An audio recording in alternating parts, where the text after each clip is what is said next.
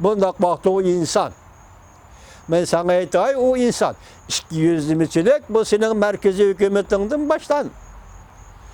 İkiyüzlümçülükten birdemir şekli alaydılığı Xitay hükümeti de kağızdan üstüne kanununu yazıp koyup kağızdan sırtını siyaset belgeleş.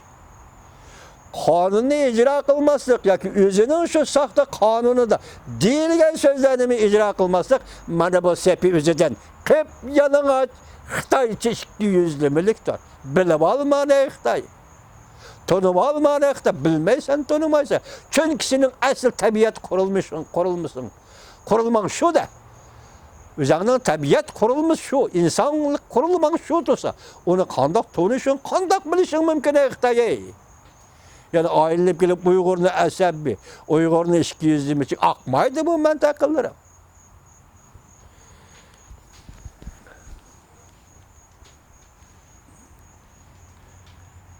Ne beçarak şeydi o?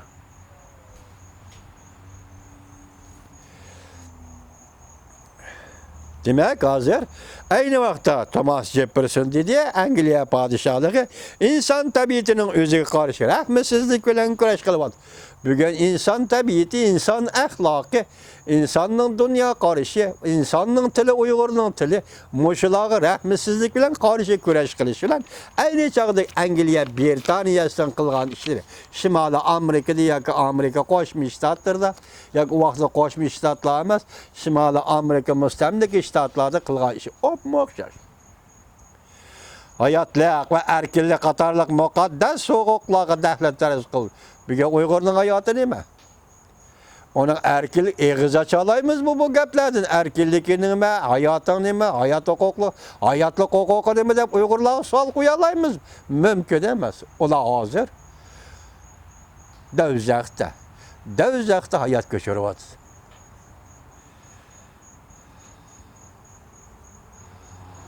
Olanı mesela insan tabiatine kartelliklerini aldı sattı. Olanı esir aldı. Yani kolga aldı. Ve olanı garb yerim şarkı götkep gitti. Bugün Uygurlarını esir aldı. Kolga aldı. Uyguristan'da işkiri Xitay'a götkep gitti. Tamamen okşaş erken. Tarihte kimler kandak kıygan bolsa bugün Xitay hükümeti şunu kılıvatıdı. Yani kayısı yüzüyle 60 mütehassisini çakırıp Uygurlarını terbiyeleş merkezde mandak terbiyelatımız deydiğin sözlü kılalıdan Şevkileyti Zakircan efendiler. Yotkep yetişler yanında aynı vakti Angliya buladı. Öldürdü yolda, yarım yolda öldürdü. Bugün hem şunda. Sen Uygurların yotkep yetişler yanında kandak öldürdü.